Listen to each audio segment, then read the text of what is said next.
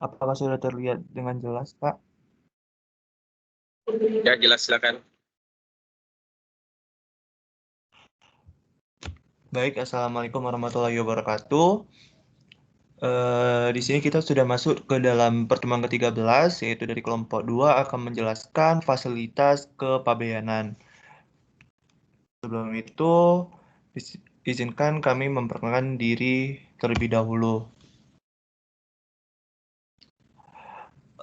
Di kelompok 2 ini ada 6 orang. Yang pertama itu adalah Mama Altof Baduruzzaman dengan NPM 120104220004. Say hi, Altof.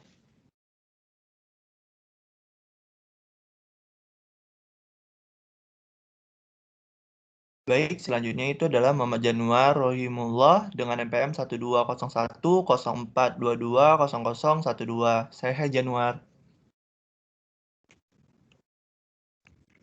Iya, Baik, hadir. baik, selanjutnya itu adalah Gozi Oktabuana dengan NPM 120104220071. Saya hai Gozi.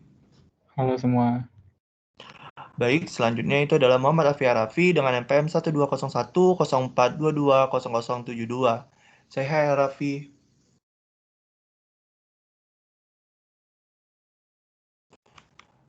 Baik, selanjutnya itu adalah Prana Nasuha dengan NPM 120104220073. Saya hai Prana. Halo semuanya. Baik, dan yang keenam itu adalah Muhammad Santoso Suratno dengan NPM 120104220074, yaitu diri saya sendiri yang akan menjadi moderator di pertemuan kali ini.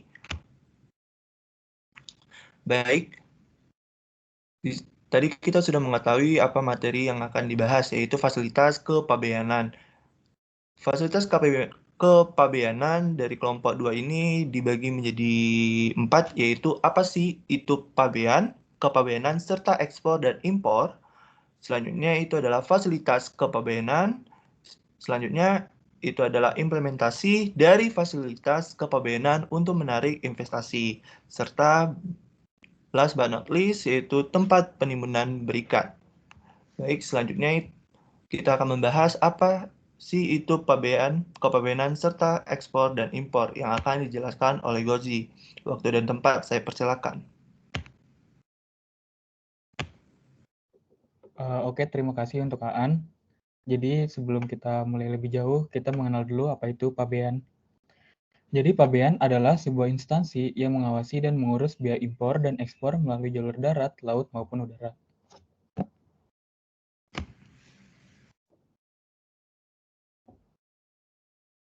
Boleh next. Kemudian kepabeanan adalah segala sesuatu yang berhubungan dengan pengawasan atas lalu lintas barang yang masuk atau keluar daerah pabean serta pemungutan biaya masuk dan biaya keluar.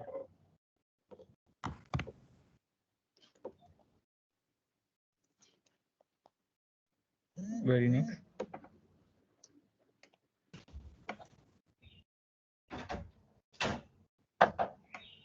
Kemudian selanjutnya ada ekspor.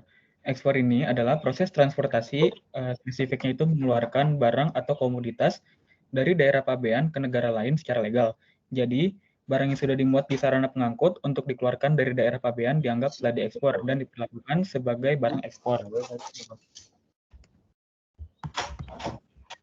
Nggak masuk angin itu ini gini banget. Kagak. Ngapa ini kalau nggak ada ini?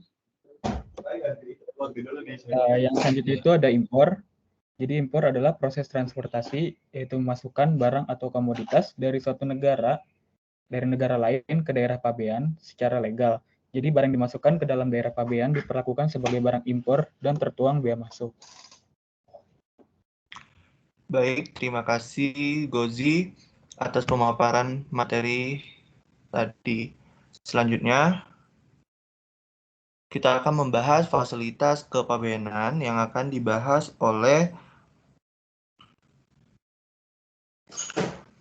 Januar. Waktu dan tempat saya persilakan. Baik, terima kasih Aan dan teman-teman. Selanjutnya kita akan masuk ke inti dari pembahasan materi kelompok 2 ini. Jadi, apa sih itu fasilitas kepabeanan? Fasilitas kepabeanan adalah berbagai kemudahan yang diberikan terkait dengan kegiatan kepabeanan, di antaranya fasilitas fiskal dan fasilitas prosedural.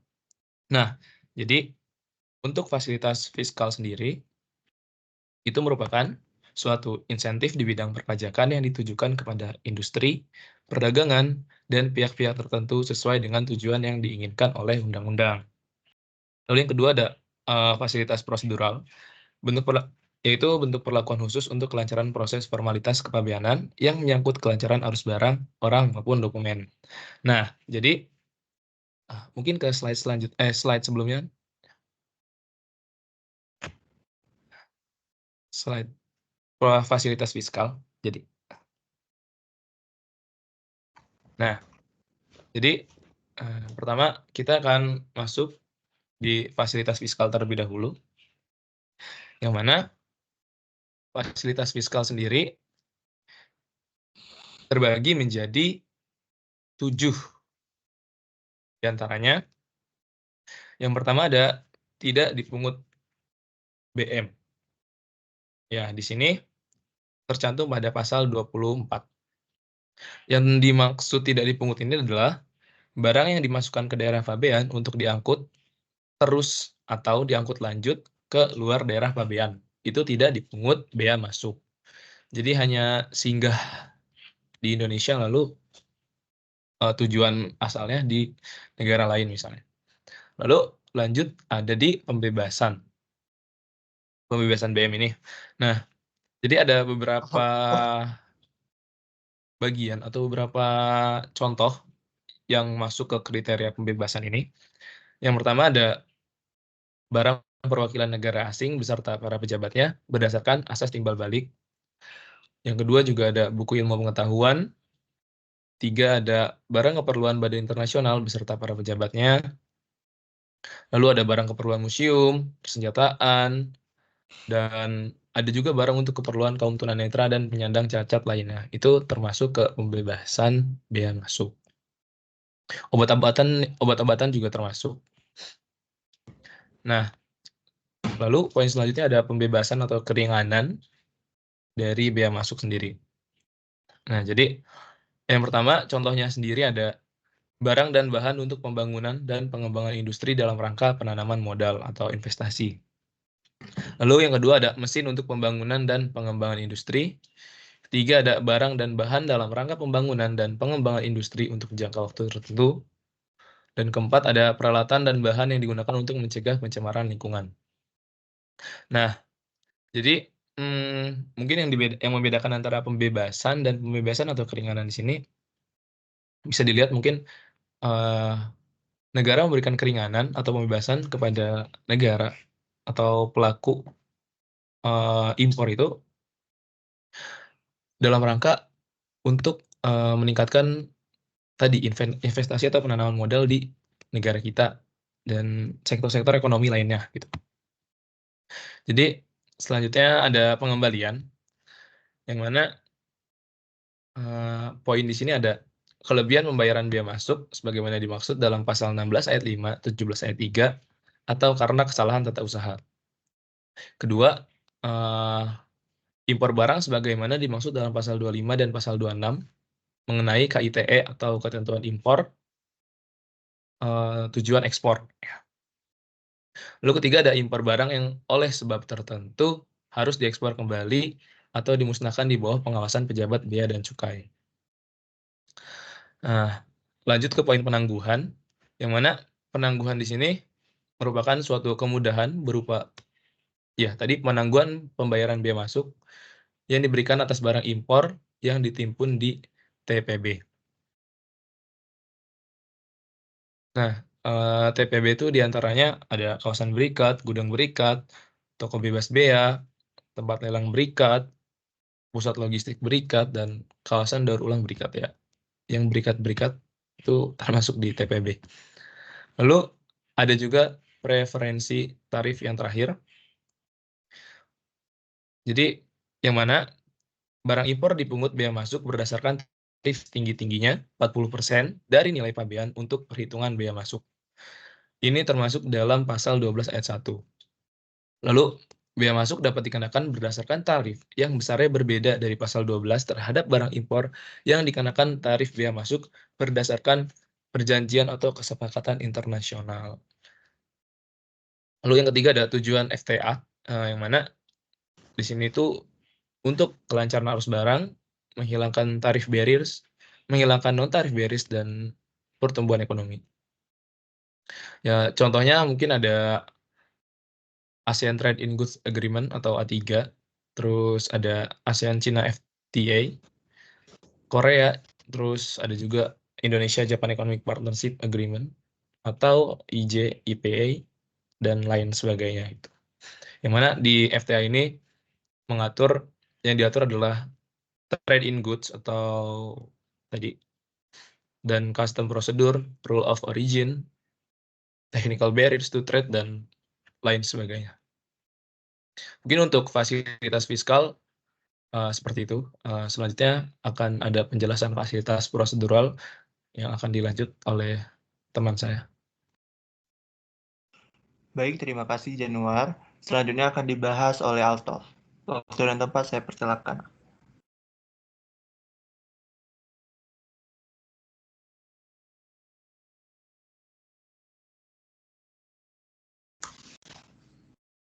Oke, jadi di sini ada fasilitas prosedural.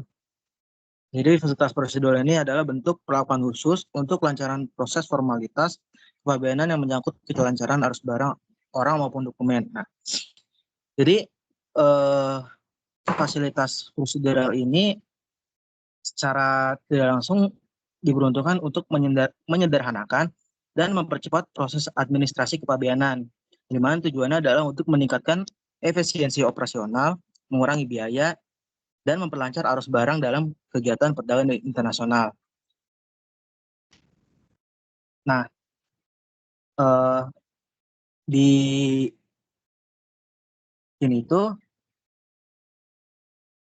ada beberapa jenis fasilitas prosedural dalam kepabeanan. Itu salah satunya ada penyederhanaan administrasi, penggunaan sistem elektronik, terus ada authorized economic operator atau IEO, lalu ada jalur prioritas, ada fasilitas gudang berikat, kemudian impor tujuan ekspor atau KITE, dan masih ada beberapa yang lainnya lagi. Boleh next, An?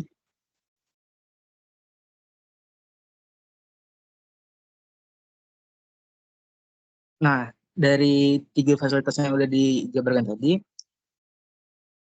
tidak lain tidak bukan tujuannya itu adalah untuk menarik investasi, mendorong ekspor, meningkatkan efisiensi biaya produksi, efisiensi biaya logistik juga, best practice internasional, dan juga pembangunan SDM.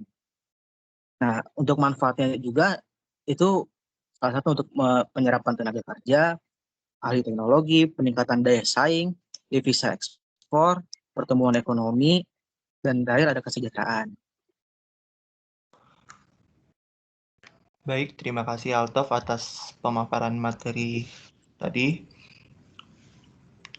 Selanjutnya kita akan membahas implementasi dari fasilitas kepabeanan untuk menarik investasi yang akan dibahas oleh Arafi. Waktu dan tempat saya persilakan.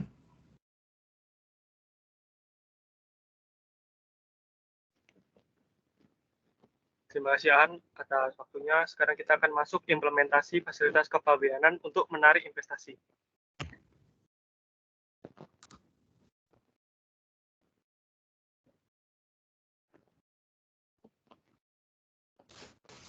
Untuk yang pertama ada fasilitas pembebasan bea masuk. Fasilitas ini ditujukan untuk perusahaan industri dalam rangka penanaman modal atau pengembangan. Untuk setiap importisasi, bea masuk dibebaskan bahan baku seperti bahan baku, barang, atau barang modal untuk pembangunan dan pengembangan industri. Objek fasilitasnya sendiri ada bahan baku, bahan penolong, dan juga barang modal. Yang kedua, ada fasilitas bea masuk ditanggung pemerintah. Fasilitas ini ditujukan untuk perusahaan industri termasuk dalam sektor yang ditentukan oleh KL Pembina Sektor.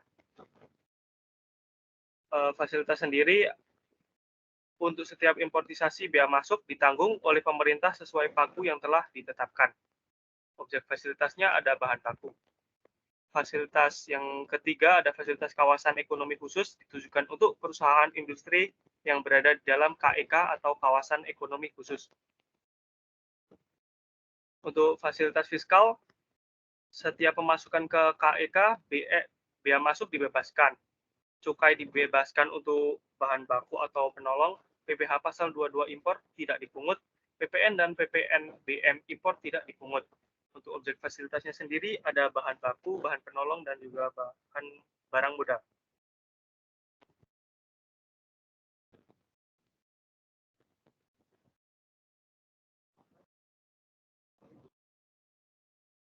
Untuk yang keempat, ada fasilitas Free Trade Zone, FTZ. Fasilitas ini ditujukan kepada pengusaha yang telah mendapatkan izin usaha dari BP kawasan.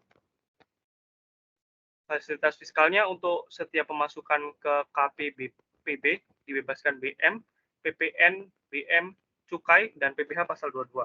Untuk pengeluaran dari KPBPB ke kawasan bebas lainnya, bebas bea masuk, cukai, dan PPN, dan tidak dipungut PPh 22. Untuk objek fasilitasnya sendiri ada barang konsumsi yang ditetapkan oleh BP kawasan dan juga barang untuk kepentingan industri atau produksi. Yang kelima ada fasilitas pertambangan migas. Fasilitas diberikan untuk insentif pada kegiatan hulu migas sehingga dapat meningkatkan ketersediaan energi migas. Fasilitas fiskalnya sendiri ada pembebasan BM, PPN, dan PPh pasal 21 tidak dipungut. Objek fasilitasnya sendiri ada barang untuk kegiatan eksplorasi dan eksploitasi usaha hulu minyak dan gas bumi. Yang keenam ada fasilitas pertambangan atau panas bumi. Fasilitas ini diberikan dalam rangka meningkatkan produksi panas bumi nasional. Untuk fasilitas fiskal ada pembebasan BM, tidak dipungut PPN dan PPN BM, tidak dipungut PPh pasal 22. Objek fasilitasnya ada barang untuk keperluan eksplorasi dan eksploitasi serta pemanfaatan panas bumi.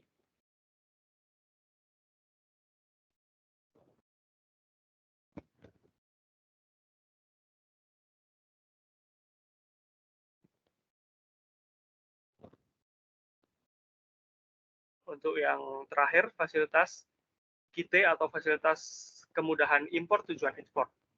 Fasilitas ini ditujukan untuk perusahaan manufaktur yang hasil produksinya berorientasi ekspor.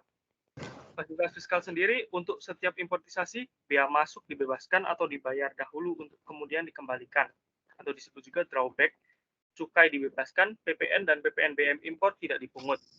Objek fasilitasnya ada bahan baku, bahan dan juga bahan penolong. Sekian penjelasan dari saya, akan dilanjutkan oleh teman saya yang berikutnya. Baik, terima kasih kepada Arafi yang sudah menjelaskan implementasi fasilitas kepabeanan untuk menarik investasi. Selanjutnya, last but not least, kita akan membahas tempat penimbunan berikat yang akan dibahas oleh saya sendiri serta Prana. Waktu dan tempat saya persilakan. Baik, di sini saya sebagai yang pertama akan menjelaskan tempat penimbunan berikat. Dasar hukum.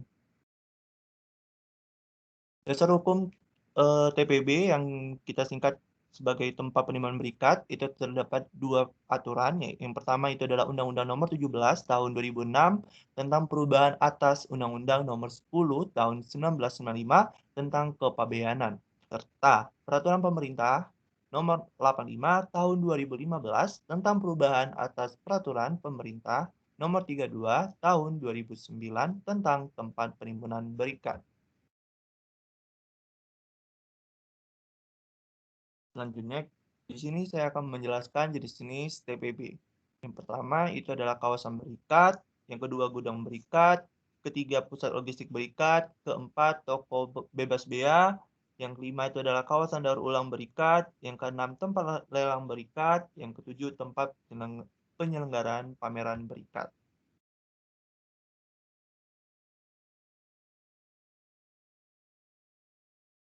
Selanjutnya, fasilitas di TPB serta sengketa akan dibahas oleh Prana. Dan yang tepat saya persilakan.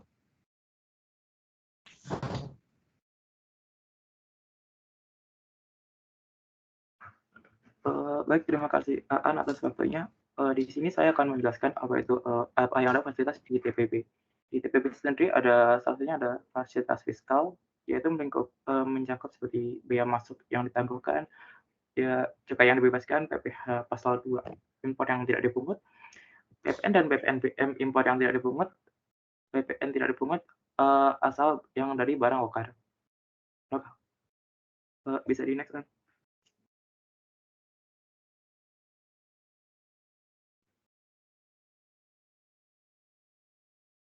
Nah, yang kedua sendiri ada fasilitas non fiskal, seperti yang kita lihat di TPB itu ada juga fasilitas non fiskal yang berarti tidak bersentuhan dengan pajaknya, yaitu ada kemudahan perizinan prinsip dan transaksional yang terotomatisasi, 2 tahap ketentuan niaga impor, pembatasan yang ditahukan, pengeluaran barang secara parsial, pemberitaan pabean testimoni, FCA komunitas dan seperti yang kita lihat seperti yang bisa kita lihat sebagai contohnya.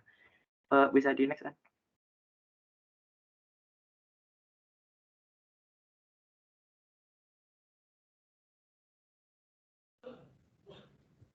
Nah, yang tadi sendiri ada sengketa nih. Yang batas tadi kan kalau misal ada fasilitas itu, tapi kalau kita tidak meskipun kita punya fasilitas tapi kita pelanggar itu kan pasti ada sanksinya tuh. Nah, itu pasti ada sengketa-sengketa yang muncul dari fasilitas tersebut, meliputi dari fasilitas yang saat perizinan, pemasukan ke TPB, penimbunan TPB, pengeluaran barang. Nah, apa sih kalau untuk saat perizinan itu sengketaannya saat perizinan terjadi ketika perusahaan menghadapi masalah dengan proses untuk mendapatkan izin untuk mengeluarkan fasilitas di PPP.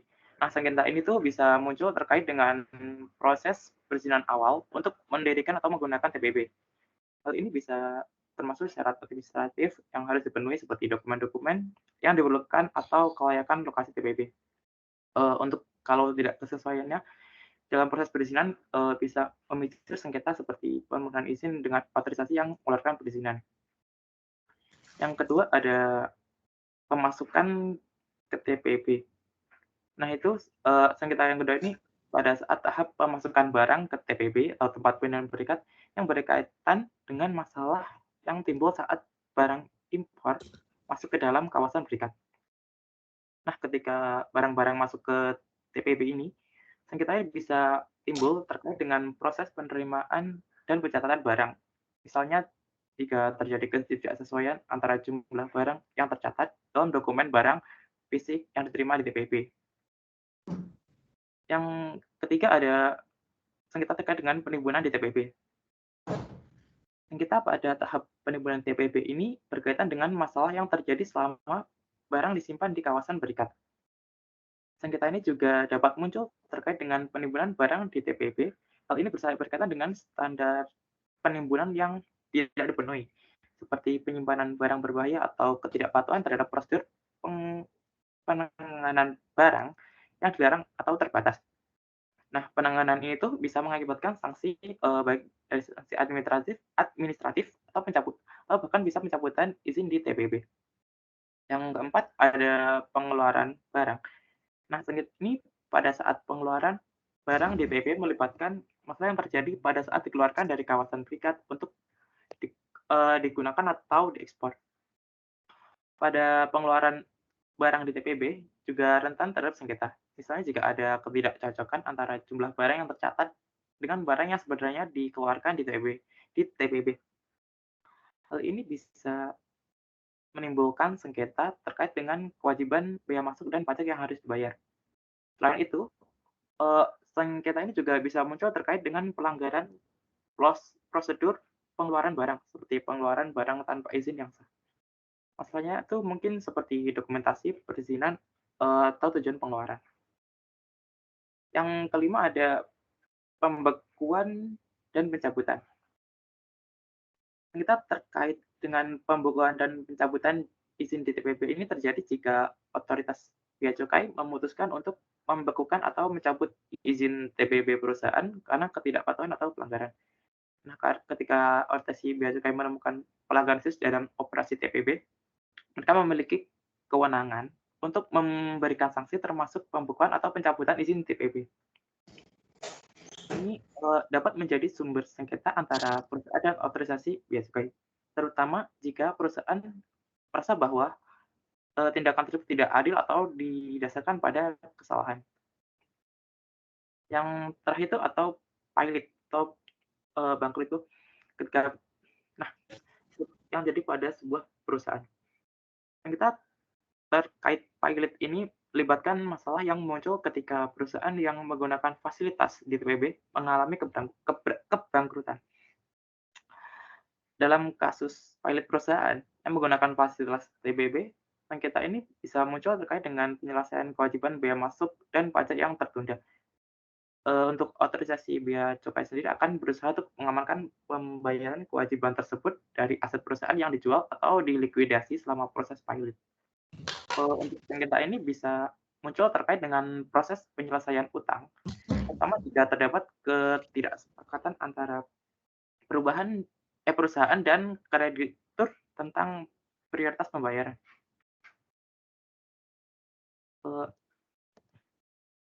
Sekian dari saya kembalikan kepada Anda.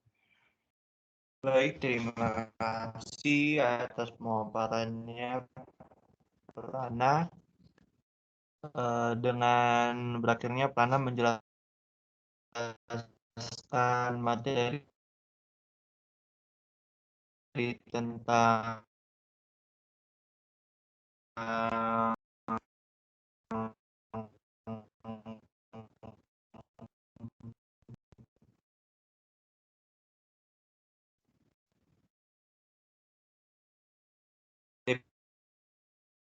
TPB berakhir pula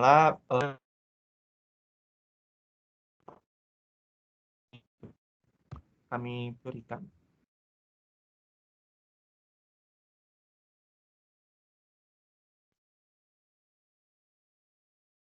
Baik, terima kasih. Luar biasa ya. Saya tidak menyangka nih kelompoknya bagus sekali. Jadi kalau saya lihat begini sudah bisa menjadi konsultan fasilitas kepabeanan ini, kelompok 2. Terima kasih kepada rekan-rekan yang sudah memperhatikan atas pemaparan kelompok 2 di pertemuan.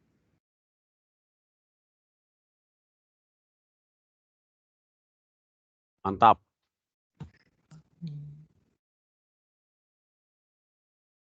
Silakan lanjut tanya jawab ya. Terima kasih Bapak. Baik Bapak.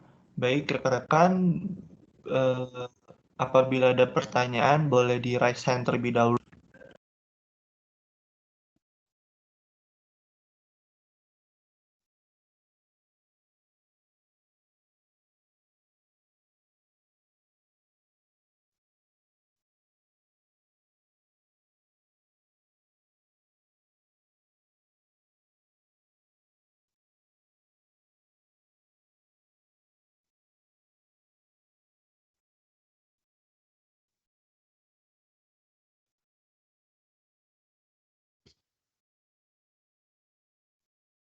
Kan sudah 2 itu.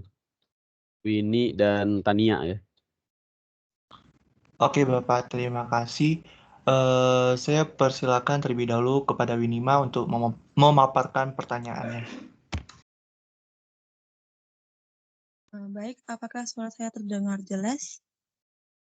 Sudah Winima. Oke. Sebelumnya perkenalkan saya Winima Rinadia dari kelompok 3. Izin bertanya, bagaimana cara perusahaan untuk mengajukan permohonan mendapatkan fasilitas kepabeanan?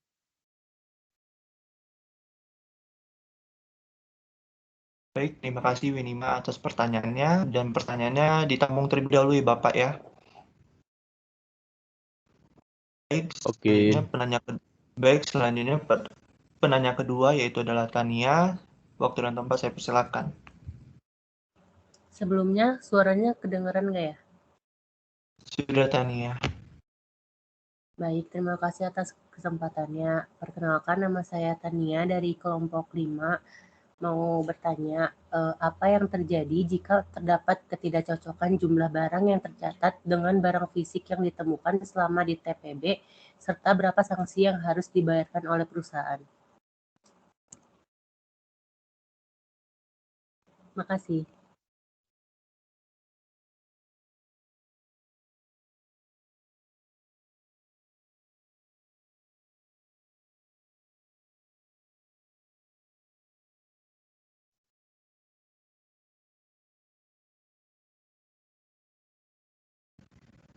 Baik, Tania. Terima kasih atas pertanyaannya.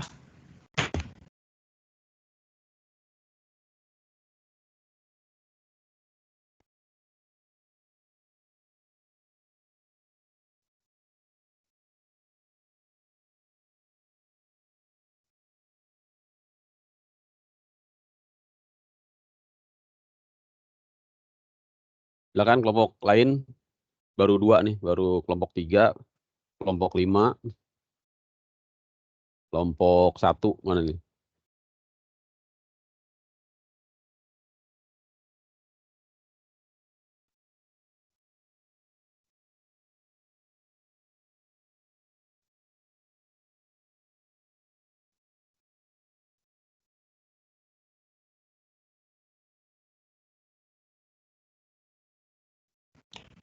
Punten Bapak, mohon izin untuk menjawab ya Bapak ya, mungkin karena nggak ada yang nanya lagi Pak.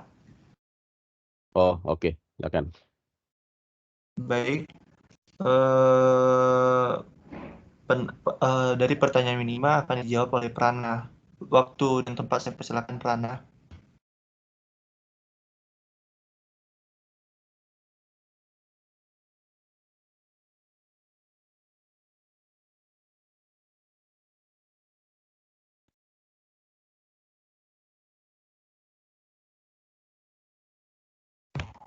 Maaf Pak, untuk pertanyaan Winima akan dijawab sama Gozi Pak. Sorry Pak. Oke, silakan Gozi. Jadi tadi cara perusahaan untuk mengajukan permohonan untuk mendapatkan fasilitas kepabeanan. Jadi untuk mendapatkan fasilitas kepabeanan, perusahaan itu harus mengikuti beberapa langkah prosedural dan memenuhi persyaratan yang telah ditetapkan oleh DJBC.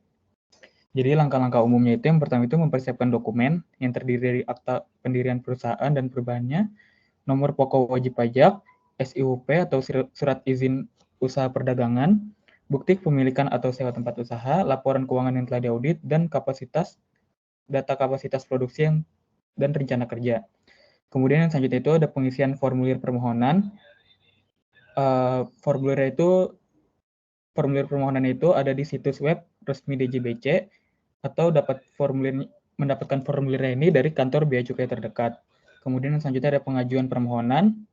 Jadi kita mengajukan formulir permohonan beserta dokumen pendukung ke kantor bea cukai, tempat perusahaan berdomisili atau kantor pelayanan yang ditunjuk. Yang selanjutnya ada verifikasi dan peninjauan lapangan. Jadi setelah menerima permohonan, petugas bea cukai akan melakukan verifikasi dokumen dan peninjauan lapangan untuk memastikan kebenaran data yang diberikan. Yang selanjutnya ada penilaian dan persetujuan. DJBC akan melakukan penilaian terhadap permohonan dan dokumen yang diajukan. Jika memenuhi syarat, permohonan akan disetujui dan fasilitas kepabeanan akan diberikan. Yang selanjutnya ada penerbitan keputusan. Jadi jika permohonannya disetujui, perusahaan akan menerima surat keputusan yang menyatakan bahwa fasilitas kepabeanan telah diberikan. Kemudian selanjutnya ada pelaksanaan dan pelaporan. Jadi setelah mendapatkan fasilitas kepabeanan, perusahaan harus melaksanakan kegiatan sesuai dengan ketentuan yang berlaku dan melaporkan kegiatannya secara berkala kepada DJBC. Apa sudah terjawab, Nima? Sudah, terima kasih. Baik, terima kasih Gozi. Selanjutnya akan menjawab pertanyaan dari Tania yang akan dijawab oleh Prana. Waktu dan tempat saya persilakan. Nah, pertanyaan tadi kan kayak apa yang terjadi jika kayak barang yang ditemukan itu tidak sesuai dengan TPB dan berapa sanksinya tuh dari yang harus diterima. Terus dari perusahaan atau importer sendiri tuh yang pertama tuh langkah-langkahnya dia harus kayak identifikasi dan verifikasi internal dilakukan sendiri tuh. Kayak inventarisasi ulang atau ngitung jumlah persediaan berat atau enggak, terus pemeriksaan dokumen atau penyelidikan internal tuh.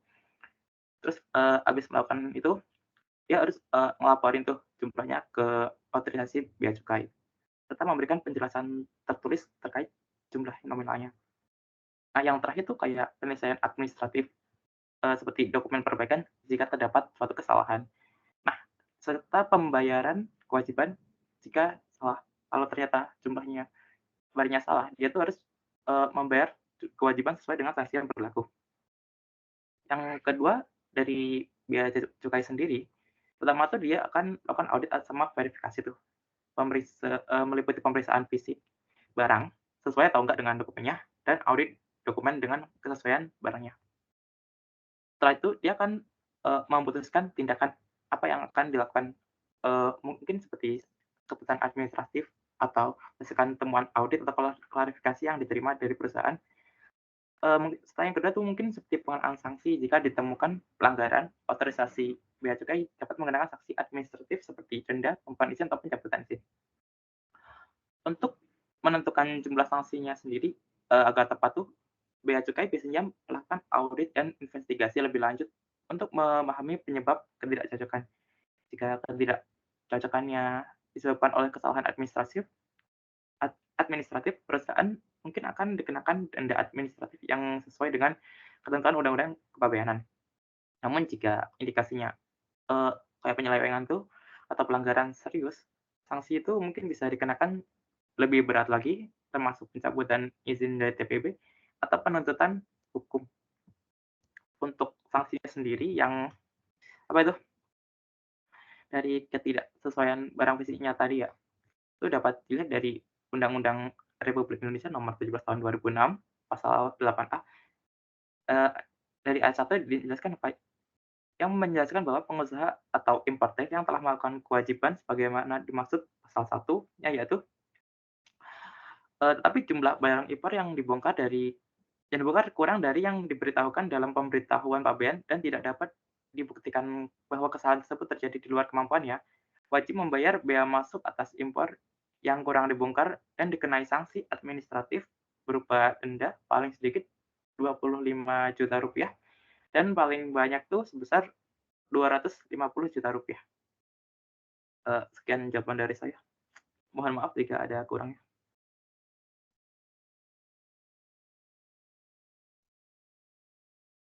Baik, terima kasih Prana. Baik, terima kasih Prana atas pemaparan jawabannya.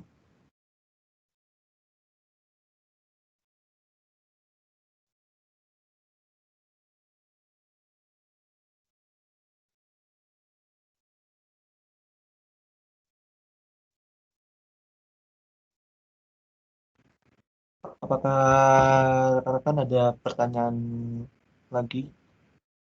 Persilahkan.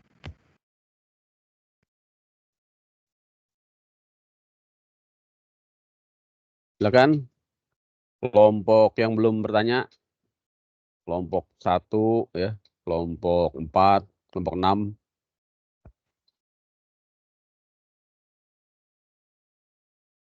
Jadi tiap kelompok harus bertanya nih ya. Mana nih kelompok 1? Kelompok 1 siapa?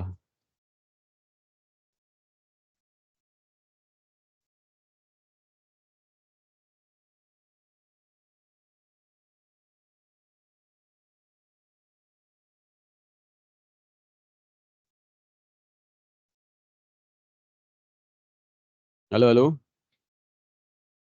Mana nih kelompok 1? Kelompok 1 siapa? Siti ya? Siti. Oh, udah ada tuh. Nida ya. Nida Aska. Oke, silakan lanjut.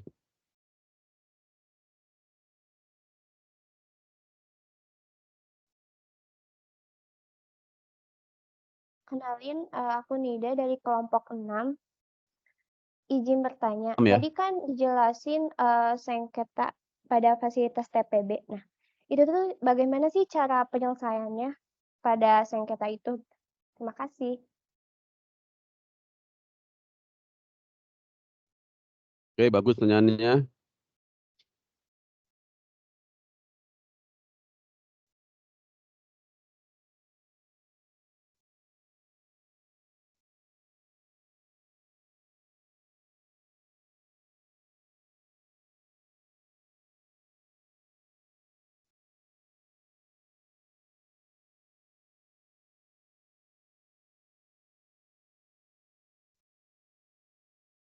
Silakan kelompok berapa yang belum?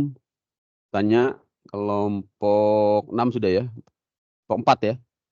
4 dan 1 ini belum. Tahu yang lain juga yang mau bertanya sendiri silakan. Menarik ini ya, fasilitas yang banyak terjadi viral-viral nih biasanya mereka tidak memahami cara untuk memanfaatkan fasilitas ya. Sehingga barang impornya diperlakukan seperti barang impor pada umumnya gitu ya rekan-rekan ya. Oke, silakan yang mau bertanya lagi silakan. Kelompok 4 dan kelompok 1 ini belum.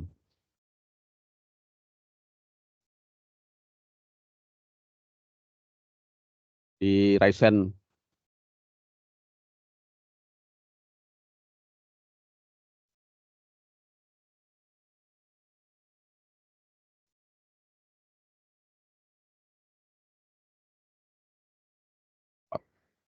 Kelompok 4 siapa kelompok 4? Siti ya biasanya ya. Yang lain.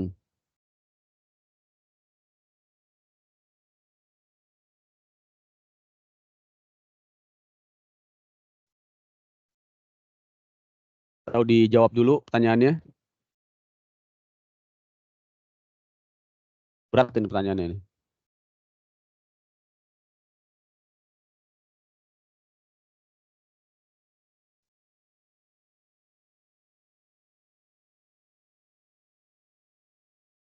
Silakan. Kelompok 2 dijawab dulu mungkin. Biar tidak sepi ini.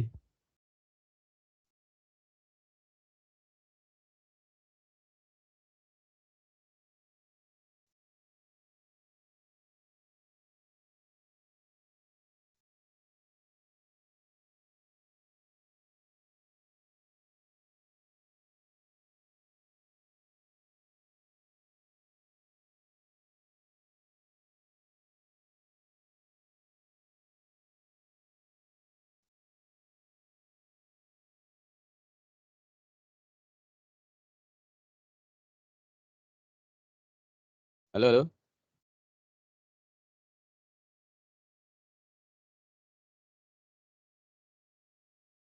Mana nih kelompok yang lain? Halo, halo. Kok sepi nih? Tes, tes.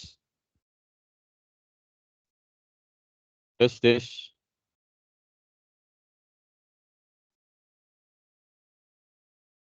Tes, tes. Sebentar ya Pak. Oh iya, oke. Yang bertanya ini belum dua, masih dua lagi. Kelompok 4 ya, kelompok 4 ya. Dan kelompok 1. Mungkin akan menjawab pertanyaan Nida terlebih dahulu aja ya Pak ya. Oke, silakan. Pertanyaan Nida akan dijawab oleh Muhammad Januar. Waktu dan tempat saya persilakan.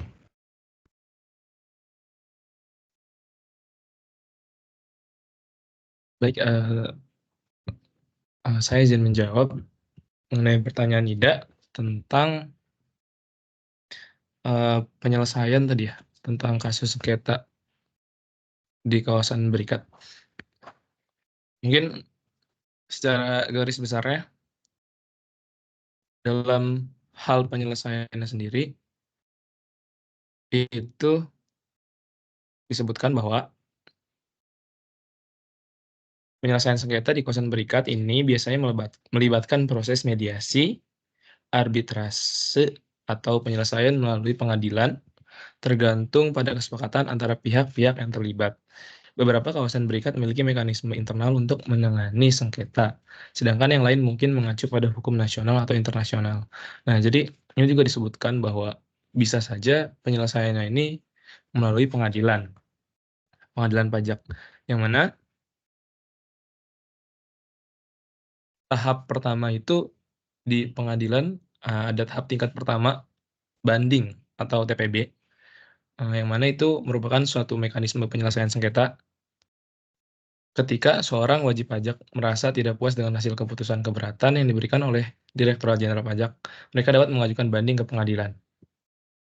Nah, jadi mungkin prosedur pertama yang dilakukan yaitu pertama ada pengajuan banding. Setelah wajib pajak mengajukan banding ke pengadilan pajak, tertanggal bahwa 3 bulan sejak menerima keputusan keberatan. Jadi dalam kurun waktu 3 bulan itu banding itu diajukan serta menyertakan surat banding yang berisi alasan-alasan dan bukti-bukti yang mendukung. Nah, jadi setelah surat banding ini diterima oleh pengadilan pajak, lalu akan diregistrasi dan diberikan nomor perkara. Pengadilan pajak akan memberitahukan penerimaan banding kepada Direktorat Jenderal Pajak.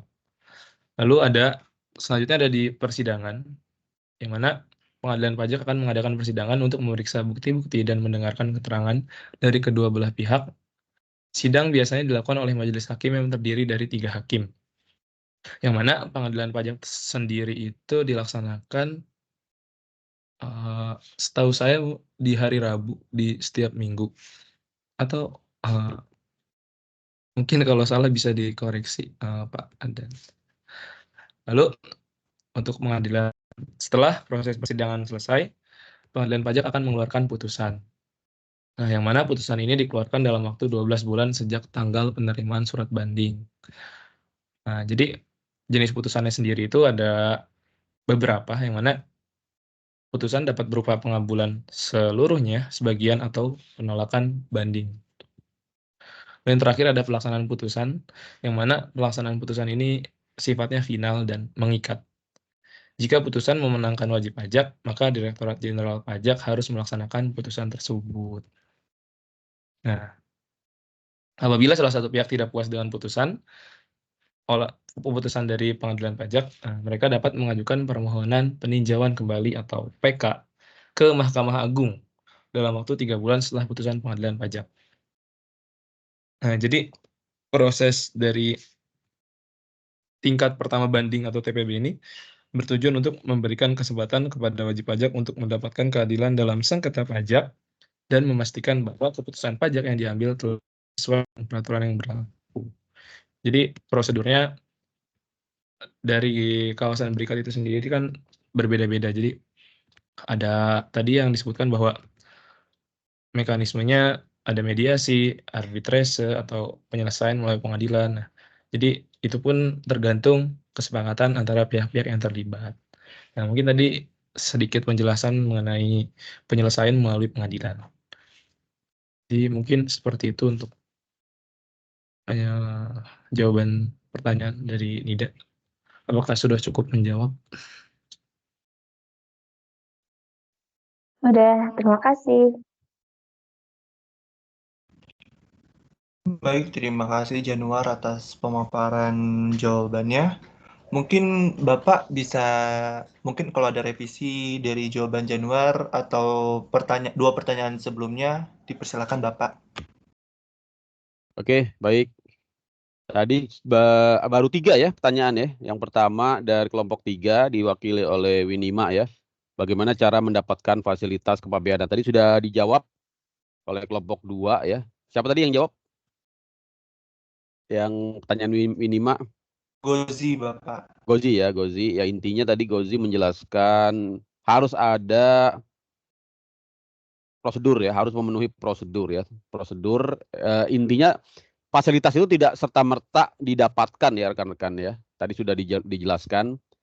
Dan secara umum memang benar harus melengkapi persyaratan-persyaratan ya, seperti misalnya mengisi formulir ya, mengajukan sejumlah dokumen-dokumen seperti itu ya, dari berbagai jenis tadi fasilitas yang dijelaskan oleh kelompok 2 ya, fasilitas prosedural dan fasilitas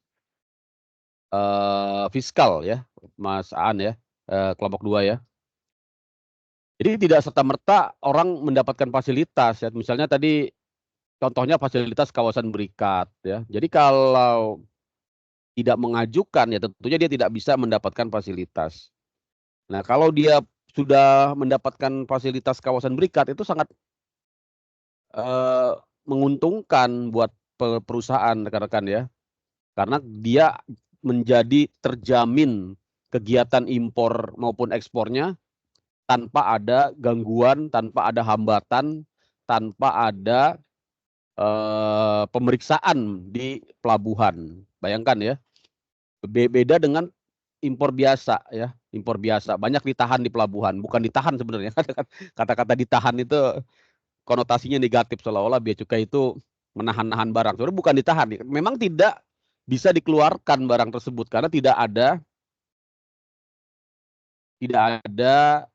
karcisnya, tidak ada tiket keluarnya gitu ya rekan-rekan ya. Seperti misalnya yang banyak viral itu kan begitu ya, barang saya ditahan oleh bea cukai ya, bagaimana bisa dikeluarkan, dia tidak ada perizinannya ya, seperti kemarin yang masalah ditanyakan juga oleh Mas Aan mengenai barang-barang di sekolah luar biasa ya, SLB ya, barang-barang untuk keperluan alat bantu tunanetra. Seharusnya dia mendapatkan fasilitas pembebasan bea masuk ya, dan juga fasilitas prosedural mungkin ya, pengeluarannya juga dipercepat ya. Tapi kalau dia tidak urus ya, dia hanya duduk manis saja di kantornya, di rumahnya, kemudian menunggu barang tersebut diantar, tentunya tidak mungkin seperti itu. Harus datang ya, aktif. Nah, itulah perlunya pemahaman. Dan sekarang rekan-rekan mahasiswa sejak awal sekali sudah memiliki pemahaman itu. Tadi saya salut juga kelompok 2 bagus presentasinya ya. Saya harapkan nanti bisa menjadi calon-calon ya konsultan kepabeanan gitu ya. Ya, atau calon-calon pegawai bea cukai lah ya. Kalau nanti sudah ada rekrutmen ya, sesudah lulus dari sekolah tinggi diploma 4 akuntansi perpajakan ya.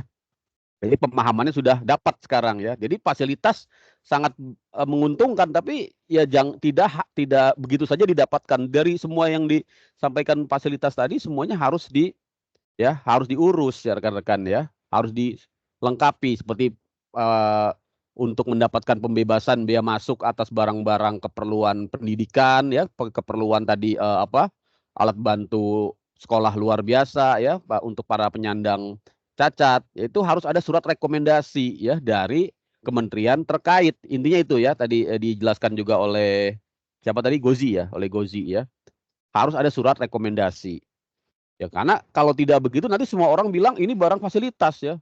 Ya bisa jadi memang dia alat untuk keperluan tunanetra, tapi untuk diperjualbelikan gitu ya, untuk dijual di toko-toko ya, dijual di mall, dan bisa-bisa aja kan. Masa barang-barang seperti itu harus diberikan pembebasan gitu ya. Ya hanya yang tentunya memenuhi kriteria ya, dan juga semua fasilitas-fasilitas tadi yang ditujukan dalam rangka untuk menarik investasi ya, atau dalam rangka menggerakkan perekonomian. Jelas ya rekan-rekan ya? Itu yang pertama, tapi jawabannya secara umum sudah bagus, sudah mengena ya. Nanti tiap-tiap kelompok mencatat daftar pertanyaan dan jawabannya ya, yang di setiap pertemuan ya rekan-rekan ya. Karena kemungkinan saya akan ambil dari masing-masing kelompok ya, soal-soal itu akan saya jadikan sebagai soal UAS gitu ya. Termasuk tadi kemarin yang saya informasikan untuk latihan soal nilai pabean yang sudah saya share di Google Drive ya, sudah dimasukkan ke Google Drive ya sama Mas Aan. Itu rekan-rekan pelajari benar-benar ya, karena nanti biasanya seperti tahun kemarin saya model UAS-nya close book ya. Jadi teman-teman memang harus menghafalkan ya. Soalnya kemungkinan sama persis ya dengan soal latihan. Ya, jadi saya tidak akan ubah. Nah, tapi halo. Jelas ya. Tapi rekan-rekan harus benar-benar menghafalkan soal latihan nilai pabean ya kemarin ya. Kemarin saya sudah share. Nah, itu nanti jangan sampai nanti gelagapan pas UAS. Ya itu. Kembali ke tanya jawab ya. Jadi tiap-tiap kelompok nanti mencatat lagi ya pertanyaan-pertanyaan yang masuk ya, dan jawabannya ya. Nanti dikumpulkan, ditaruh aja di Google Drive ya Mas Aan ya. Oke, jelas ya. Jadi ini sudah sampai kelompok berapa nih? Sudah sampai kelompok 2 ya. Tinggal kurang 2 kelompok lagi yang belum presentasi ya. Jadi daftar pertanyaan dan jawaban di share ya. Tujuannya untuk apa nanti akan saya ambil sebagai soal UAS. Mungkin tidak semuanya ya, tapi beberapa akan saya ambil sehingga nanti rekan-rekan bisa siap dalam menghadapi UAS ya. Jelas ya? Itu untuk pertanyaan pertama dari kelompok 3 diwakili oleh Winima. Yang kedua dari Tania kelompok 5, apa yang terjadi jika terjadi ketidakcocokan jumlah barang di TPB dan berapa sanksinya gitu ya tadi sudah dijawab juga. Siapa tadi yang jawab? Prana ya? Benar Bapak Prana. Prana ya, juga sudah mendekati jawabannya ya. Intinya memang kalau tidak cocok ya, tidak cocok tuh ada selisih antara barang di tempat penimbunan berikat, misalnya di kawasan berikat ya, diberitahukan di dalam dokumen kepabeanan, misalnya dokumennya apa? BC23. Nah, ini teman-teman perlu tahu ya jenis-jenis dokumen kepabeanan. Kalau rekan-rekan lihat itu ada di materi tata laksana impor dan ekspor ya. Jadi ada dokumen yang namanya BC20.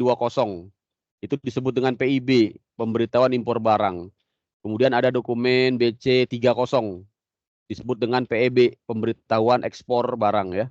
Nah, untuk ke kawasan berikat dan tempat penimbunan berikat itu menggunakan dokumen yang disebut dengan formulir BC23 ya. Jadi dari kawasan pabean ya, kawasan pabean itu kemarin apa? Misalnya pelabuhan ya, pelabuhan atau bandar udara dibawa ke kawasan berikat. Misalnya kawasan berikat di Bandung banyak ya. Misalnya di daerah mana ya? Kawasan berikat itu kawasan berikat itu biasanya ada di kawasan industri ya rekan-rekan ya. Kalau di Bandung di mana sih? Gede Bage mungkin ya. Ada yang pernah ke Gede Bage enggak? Gede Bage. Saya juga belum pernah. Katanya ada di situ ya. Atau di kawasan industri-industri di Bandung ya. Di Bandung itu apa kawasan industri ya? Kalau di Jakarta banyak ya. Kawasan berikat Nusantara di daerah Cakung ya. Kawasan berikat Marunda di Jakarta Utara ya. Atau di Bekasi juga ada ya. Kawasan berikat MM2000 kalau nggak salah ya. Ada juga kawasan berikat Hyundai ya di daerah Cikarang ya. Kalau di Bandung saya kurang ngerti ya. Tapi intinya dari pelabuhan nanti dari bea cukai di pelabuhan tidak diperiksa barangnya ya rekan-rekan ya. Jadi benar-benar langsung keluar begitu tiba di Tanjung Priok ya atau di Bandara Soekarno-Hatta ya, mau dibawa ke Bandung dia langsung berangkat ya, tidak diperiksa. Nanti diperiksanya di kawasan berikat ya, di lokasi perusahaan. Nah, bagaimana kalau ada selisih? Misalnya diberitahukan tadi ya, diberitahukan di dokumen ada 10 kontainer, oh yang masuk ke bea cukai ke kawasan berikat cuma 8. Nah, 2-nya ini kemungkinan diselundupkan gitu ya, bukan diselundupkan ya. Tercecer gitu ya. Kalau kontainer sih saya rasa enggak ya. Biasanya itu dalam satu kontainer ada 10 jenis barang ya. Biasanya barangnya bahan-bahan baku ya. Misalnya kain ya, yang banyak tuh kain untuk pabrik-pabrik garment. Ya diberitahukan misalnya ada 10 roll kain gitu ya. Nah, ternyata pas dibuka di bea cukai di gudang di pabrik kedapatan cuma 8 gitu ya. Nah, 2-nya ini akan ditagih. Ya, sisa yang 2-nya ini selisihnya ini akan ditagih bea masuknya dan dikenakan denda. Tadi sudah disebutkan oleh Prana ya. Pasal 8 ya. Prana ya. Jadi Prana tadi sudah jawab ada di pasal 8A kalau tidak salah ya, Undang-Undang Kepabeanan. Intinya harus membayar bea masuk dan denda selama dapat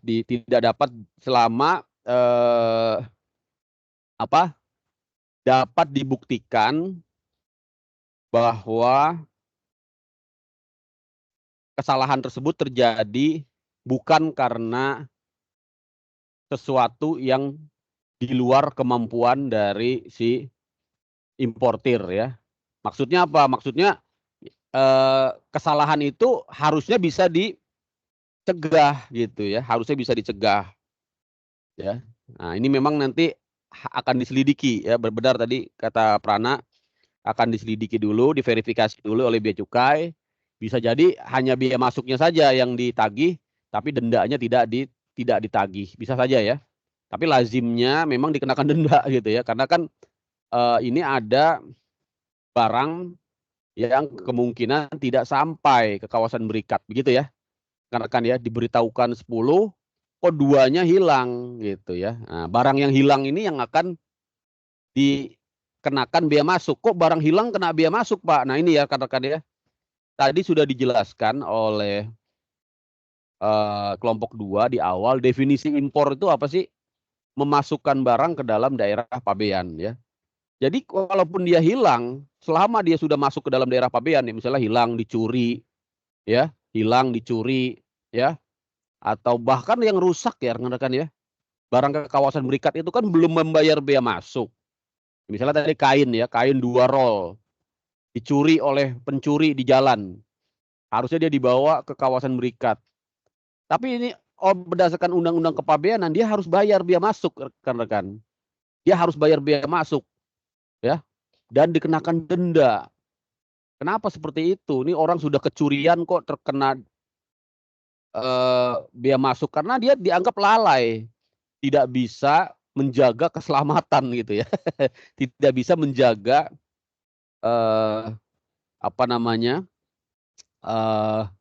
barang yang masih belum dibayar bea masuknya ini sampai kepada tujuannya.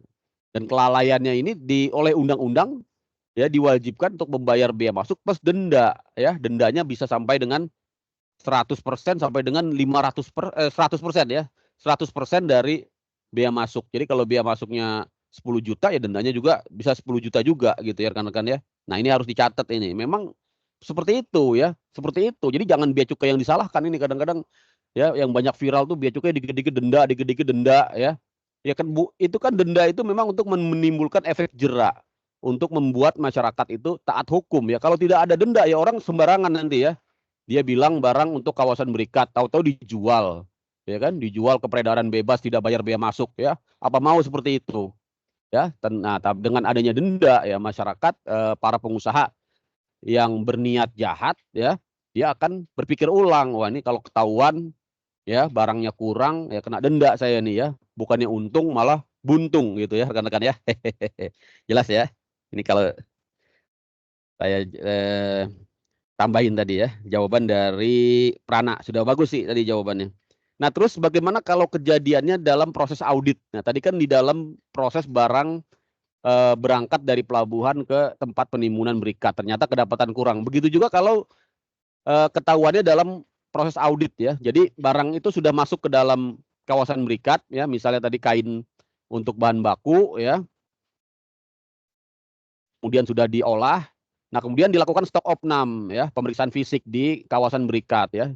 Dihitung jumlah bahan baku berdasarkan catatan pemasukan ya, kemudian dihitung lagi berdasarkan stok opnam. Oh, ternyata ada selisih ya, selisih antara pembukuan ya dengan fisik barang. Nah, ini juga akan menimbulkan tagihan ya rekan-rekan, akan ditagih tentunya sudah dikonfirmasi dengan perusahaan gitu ya rekan-rekan ya. Dan nanti akan juga menimbulkan sanksi ya, sanksinya kalau sudah diproses audit ya sama sanksinya juga sekitar 100% ya. Nanti rekan-rekan untuk sanksi lihat di pelajaran tentang sanksi administrasi ya besok ya, harusnya tentang sanksi ya ada di pelajaran besok ya.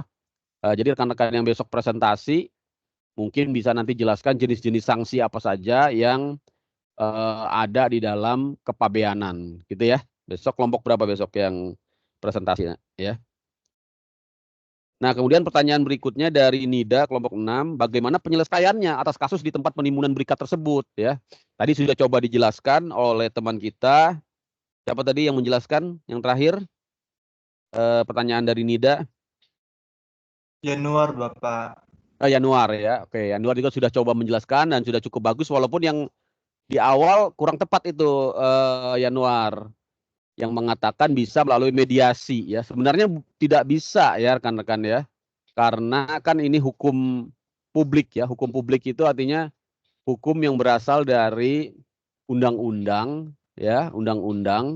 di bidang administrasi negara ya, dalam hal ini undang-undang kepabeanan, sehingga penyelesaiannya memang tidak bisa melalui mediasi. Kalau mediasi itu kan kesepakatan ya. Pajak termasuk juga dengan bea cukai tidak bisa disepakati rekan-rekan ya. Misalnya kalau memang harus bayar ya dia harus bayar ya. Tidak bisa dinegosiasikan, disepakati oleh dengan petugas bea cukai, Pak. Kita sepakat, Pak. Bayarnya jangan mahal-mahal, nggak bisa gitu ya. Jadi bea cukai juga ya mungkin upaya ke arah situ ada ya dari perusahaan, biasanya meminta keringanan ya, meminta negosiasi ya. Tapi istilahnya bukan negosiasi, bukan mediasi ya, Mas Yanuar ya. Istilahnya permohonan keberatan ya, permohonan keberatan, atau bisa juga permohonan keringanan ya. Permohonan keringanan atau bisa juga permohonan pencicilan ya. Pencicilan itu artinya mengangsur ya, mengangsur, tapi tetap dia harus bayar. Tidak bisa pembayarannya itu kemudian dinegosiasikan atau dibayar jadi separuh aja, Pak. Apalagi dengan iming-iming bagi-bagi gitu.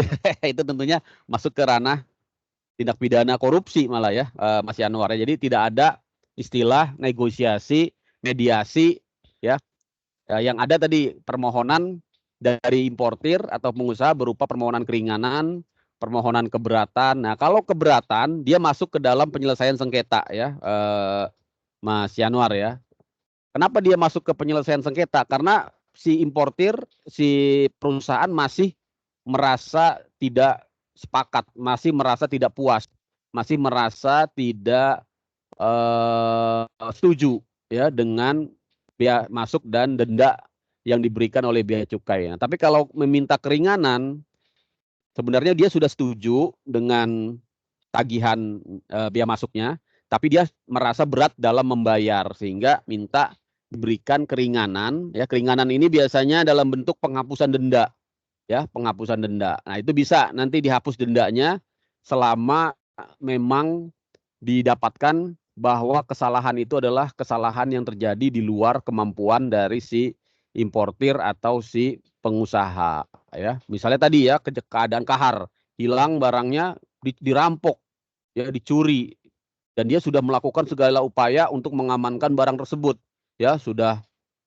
pakai pengawalan ya, sudah pakai unsur-unsur keamanan ya, CCTV dan sebagainya, tapi memang ini ada komplotan perampok gitu ya, yang ingin mengambil barang-barang milik perusahaan. Nah, ini tentunya nanti dipertimbangkan oleh bea cukai untuk menghapus dendanya. Tapi tetap bea masuknya harus dibayar, karena bea masuk ini melekat di barang tersebut ya. Walaupun barang tersebut tidak dinikmati oleh perusahaan, tapi dinikmati oleh si perampok gitu ya. Tapi tetap secara definisi impor dia sudah ya terutang bea masuk ya. Maka ketika dia memasuki daerah pabean, dia harus dilunasi bea masuknya. Itulah yang tidak dipahami kadang-kadang oleh masyarakat gitu ya, rekan-rekannya. Seperti itulah hukum kepabeanan itu. Jelas ya. Jadi kalau memang tidak setuju, tidak sependapat, tidak sepakat dengan denda dari bea cukai, bisa melakukan upaya hukum keberatan ya. Keberatan. Keberatannya kemana? Ke Direktur Jenderal Bea Cukai ya. Nanti oleh bea cukai akan diteliti apakah alasan keberatannya ini masuk atau tidak. Apabila dianggap memenuhi ya alasan keberatannya ini, bisa saja dikabulkan ya.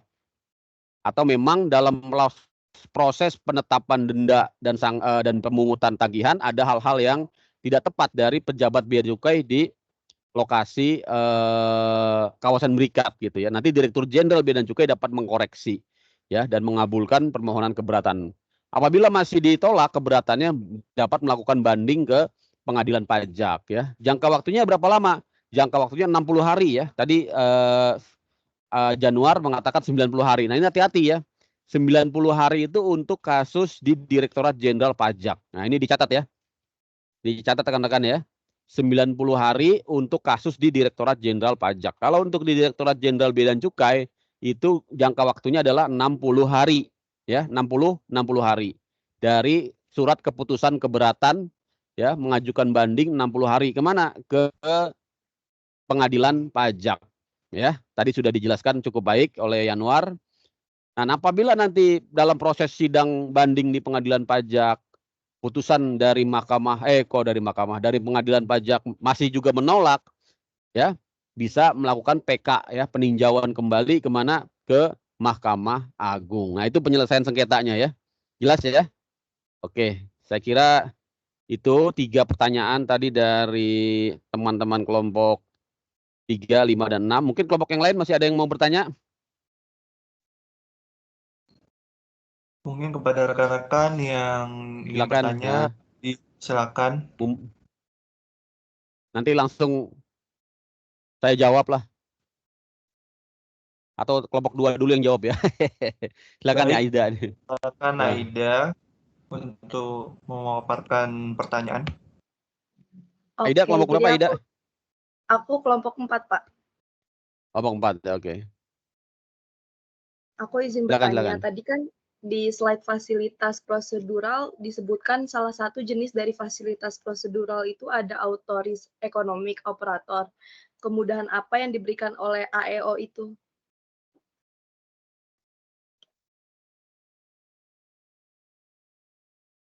Oke. Nanti kelompok 2 jawab, ya. Saya kira bisa lah itu, ya. Ada kok di slide tadi, ya. Baik, Bapak. Oke, yang lain silakan. Terima kasih Aida atas pertanyaannya.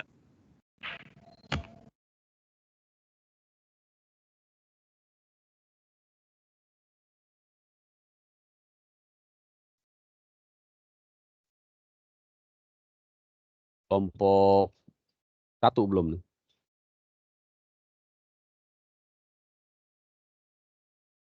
Kelompok 1 siapa, ya? Kelompok 1.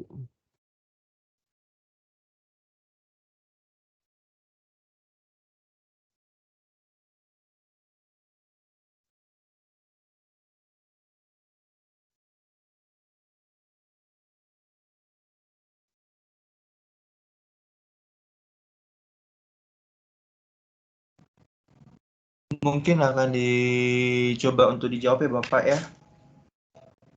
Boleh, jawab aja dulu. Dan dari Aida akan dijawab oleh Altov. Waktu dan tempat saya persilakan. Silakan untuk dari Aida.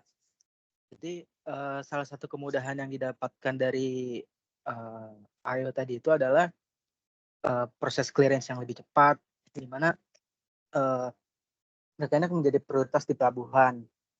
Ya, barang milik perusahaan AEO ini mendapatkan prioritas dalam pemeriksaan di pelabuhan dan bandara, sehingga proses clearance-nya ini lebih cepat. Lalu ada juga pengurangan biaya operasional karena waktunya lebih cepat, maka biaya yang dikeluarkan pun jauh lebih sedikit gitu. Lalu ada juga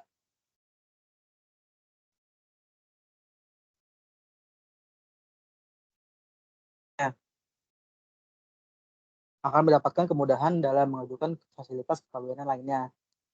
Hal ini dikarenakan perusahaan yang terdaftar sebagai AEO ini seringkali lebih mudah dalam mengajukan dan mendapatkan fasilitas kepabeanan lainnya seperti gudang berikat atau kemudahan impor tujuan ekspor atau KITE. Mungkin secara singkatnya seperti itu untuk kemudahan yang didapatkan. Baik, terima kasih Kembalikan ke Altov. Aan. Baik, terima kasih Altov atas jawabannya. Untuk Aida, apakah sudah paham? Sudah, makasih. Baik, Bapak. Mungkin ada tambahan dari Bapak atas jawaban dari Altov, Pak?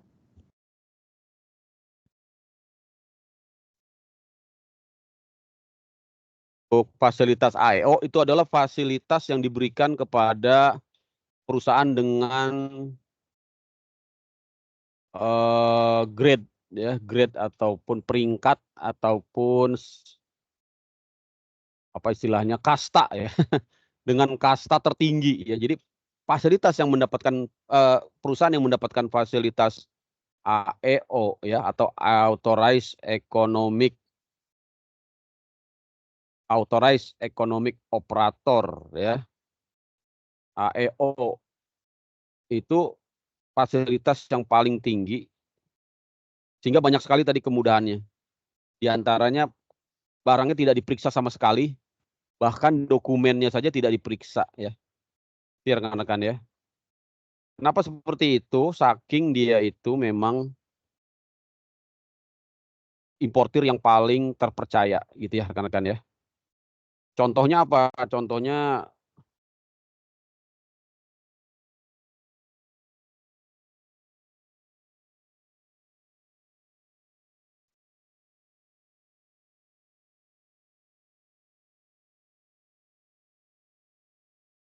sorry, tadi keputus ya.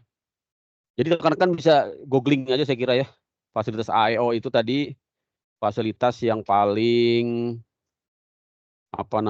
paling tinggi derajatnya ya.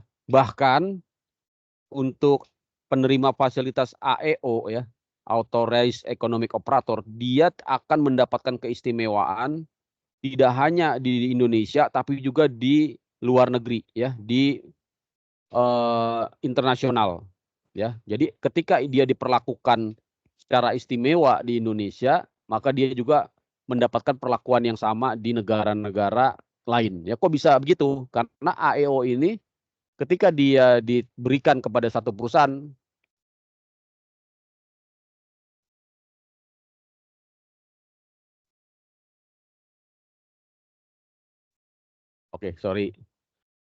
AEO ini kalau dia diberikan kepada satu perusahaan, maka Indonesia dalam hari ini Bea dan Cukai Indonesia akan menginformasikan ke negara-negara mitra Indonesia ya, misalnya negara-negara di Eropa atau negara-negara di Asia lainnya, bahwa perusahaan ini adalah perusahaan terpercaya ya, yang sudah mendapatkan kepercayaan dari Bea Cukai sehingga meminta agar dijamin juga ya kelancaran ya transaksi bisnisnya, ekspor impornya di luar negeri. Jadi begitu ya rekan-rekan ya, jelas ya.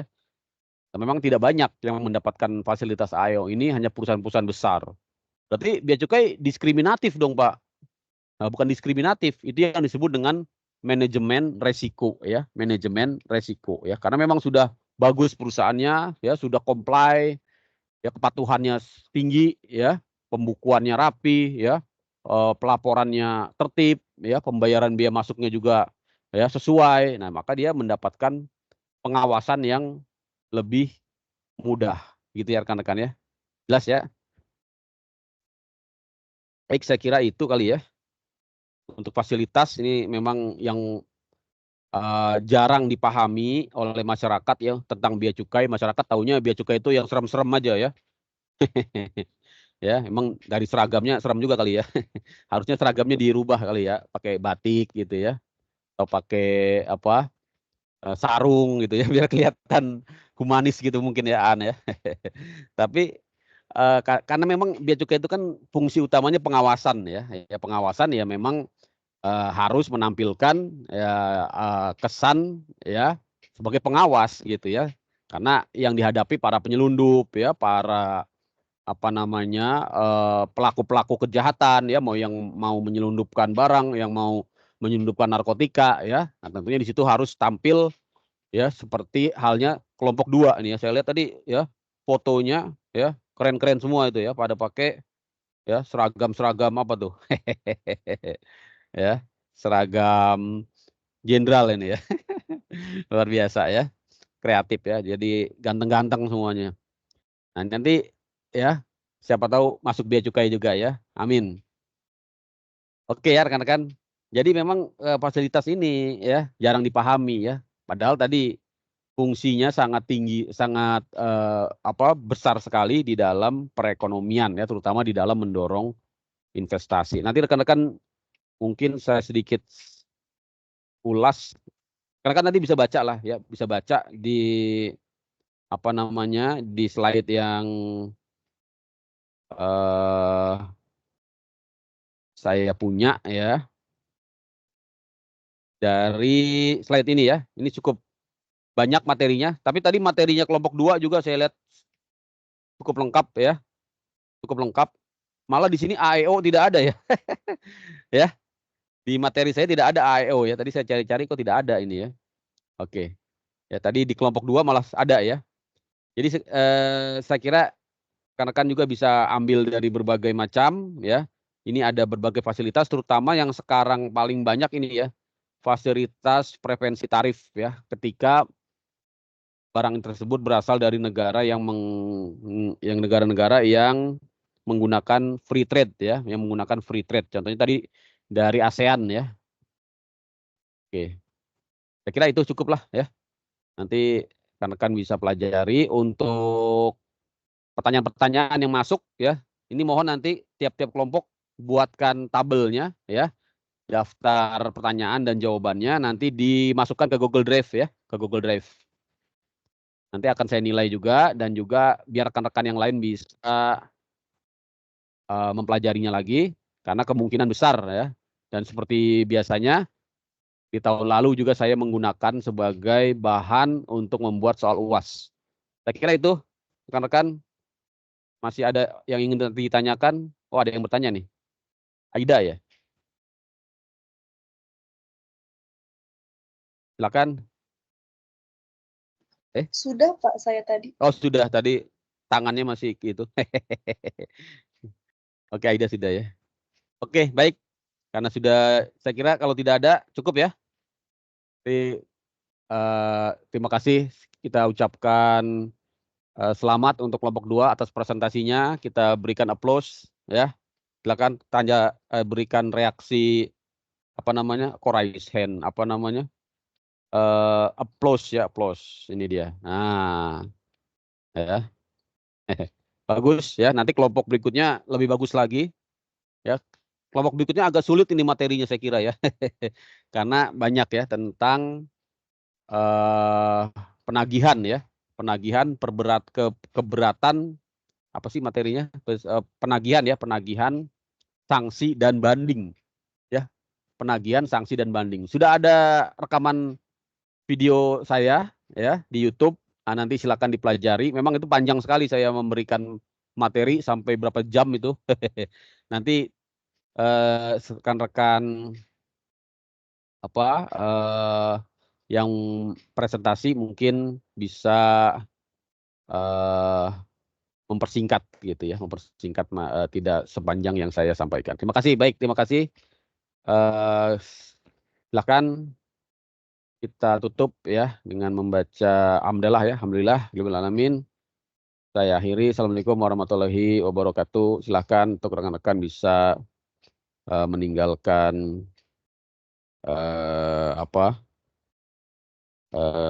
ruang online. Terima kasih.